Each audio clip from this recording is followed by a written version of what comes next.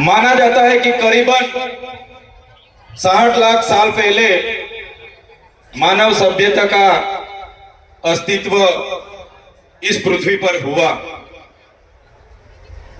50,000 साल पहले मानव का शारीरिक और मानसिक तौर पे विकास हुआ। करीबन 10,000 वर्ष पहले इस पृथ्वी पर कृषि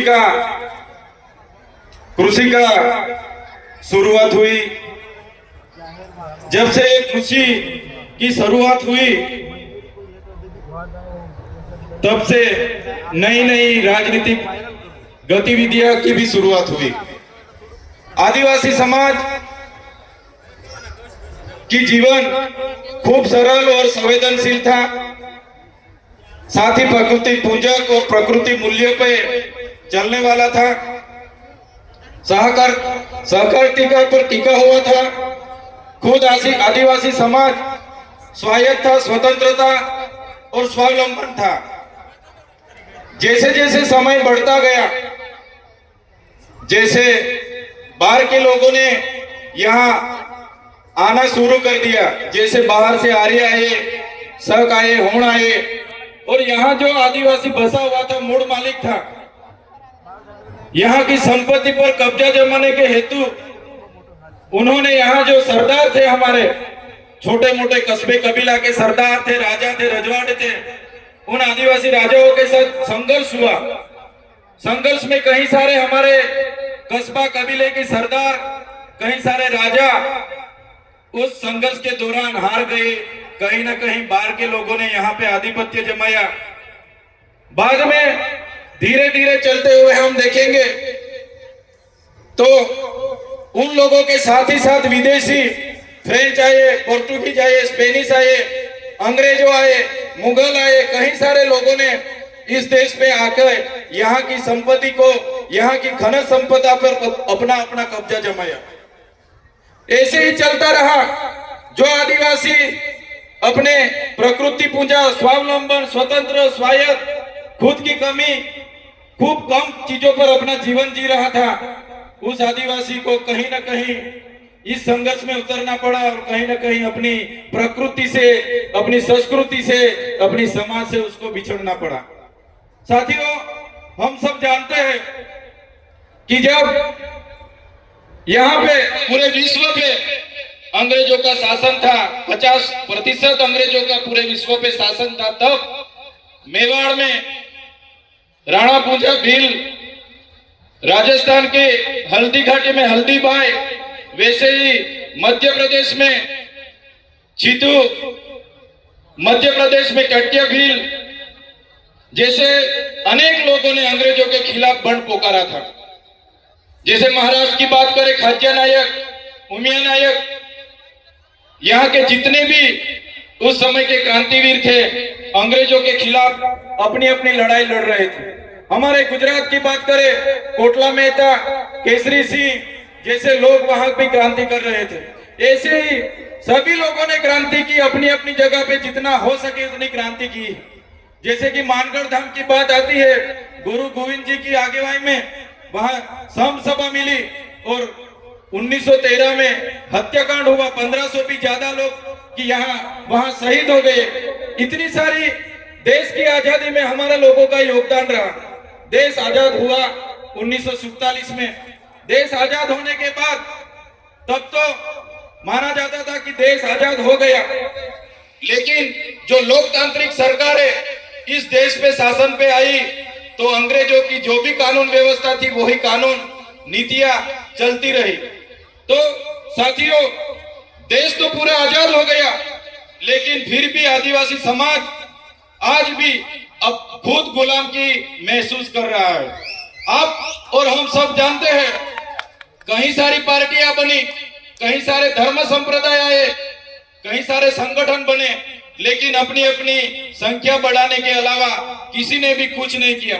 सबसे बदतर परिस्थिति इस देश में कोई किसी की होगी तो हमारे आदिवासी समाज, जो मूल निवासी समाज बोला जाता है, मूल मालिक समाज बोला जाता है, इस समाज की इस देश में हुई है।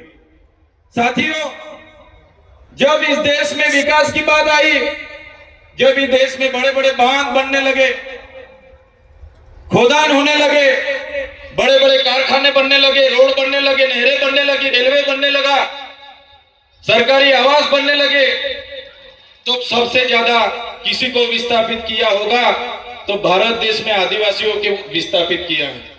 आज भारत देश का 1,40,00,000 लोग आज विस्थापित हुए हैं। खुद प्रकृति के साथ जीते थे, अपनी संस्कृति थी, अपनी समाज के साथ रहते थे, फिर भी आज 1,40,00,000 लोग अपने समाज से छिन्न भिन्न हो गए। आज मूल मालिक की परिस्थिति कैसी हो गई है? आज मूल मालिक को मजदूर बना दिया गया है।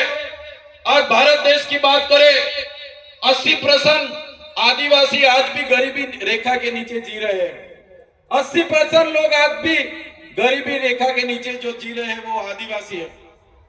साथियों, पूरे देश में आज खनिज संपदा की बात करी जाए तो सबसे ज्यादा खनिज संपदा जो आदिवासी एरिया में है, 80% खनिज संपदा अपने यहाँ होते हुए भी आज आदिवासी को मजदूर बना के इन सरकारों ने रखी है।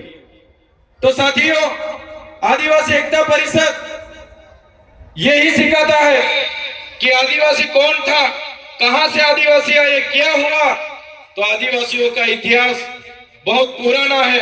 आदि अनादि काल से यहाँ रहने वाला हमारा आदिवासी, इतने सारे देश की आजादी स्वतंत्रता संग्राम में हमारा योगदान रहा, देश के विकास में हमारा योगदान रहा। जहां भी जरूरत पड़ी हमारे लोगों ने अपनी जमीन दे दी। आज आदिवासी 50% आदिवासी के पास अपनी खुद की जमीन नहीं है। आज देश में 8% आदिवासी बस रहा है, लेकिन आज देश में 1% भी जमीन आदिवासी के पास नहीं है। साथियों, ये मूल मालिक की हमारे देश में ये हालत इन सरकारों ने बनाई। तो साथियों, यही बात हम करते हैं और आज भी यही बात इस मंच से करेंगे कि जिस तरह देश में हमारी परिस्थिति हो गई है, कितनी भी सरकारें आएगी, हम भी आएंगे, जीतेंगे, एमपी बनेंगे, एमएलए बनेंगे, मंत्री बनेंगे, जितनी भी पार्टियां आएंगी, जो गैर आदिवासी की पार्टी होगी वो रिमोट उनके पास रखेगी, हम मंत्री तंत्री या कुछ भी हो जाएंगे, लेकिन आदिवासी की बात रखने के लिए कोई हमारे सामने नहीं आने वाला। साथियों, हम मन से हर बार कहते रहे और आज भी यही बात दोहराएंगे कि हम जिस इलाके से आते हैं वो आदिवासी इलाका है। हम अपनी आदिवासी एसटी सर्टी से अनामत रिजर्व बैठक से एमएलए बने हैं। तो जब भी हमारे समाज के लिए लड़ना होगा, जब भी हम हमारे समाज के लिए बोलेंगे, जब भी हम हमारा भील प्रदेश के लिए बोलेंगे और हमारी पार्टी जिस दिन हमें रोकेगी, इस दिन हमारी पार्टी के लिए हम पहले रिजाइन करेंगे। साथियों, आदिवासी का उत्थान, आदिवासी का उत्थान, आदिवासी का स्वायत्त राज होगा तभी आदिवासी का उत्थान होगा। आज आदिवासी एमएलए एमपी बने हैं, लेकिन जो मेन पोस्टिंग है, सीएम है, वो आदिवासी नहीं है। ट्राइबल एडवाइजरी की कमेटी आदिवासी के नहीं है, यहाँ के अधिकारी एनजीओ हमारे आदिवासी के नहीं है। इसलिए आज आदिवासी के बारे में कोई सोच नहीं रहा है। साथियों, आजादी के 78 साल हो गए। आज सरकार अमृत काल मना रही है, अमृत महोत्सव मना रही है। आज सरकार कह रही है कि विकास हो गया, विकास हो गया, विकास हो गया। ऊंची ऊंची प्रतिमा बना देने से, बड़े बड़े बिल्डिंग बना देने से, बड़े बड़े बांध बना देने से, अच्छे अच्छे रोड बना देने से आदिवासियों का विकास नहीं होगा। आदिवासियों का विकास तब होगा जब आदिवासियों का स्वशासन आएगा, जड़ जंगल जमीन और खनिज संपदा पर आदिवासियों का अधिकार होगा, अनुसूची 5 लागू होगी, पैसा 1 लागू होगा, सीएम आदिवासी होगा, ट्राइबल एडवाइजरी कमेटी का आदिवासी होगा, तब आदिवासी का विकास होगा।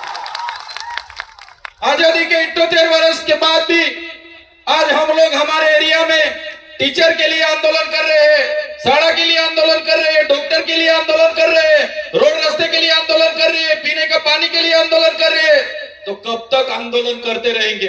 कब तक धरना देते रहेंगे? कब तक लड़ेंगे, जीतेंगे, जिंदाबाद मुर्दाबाद करते रहेंगे?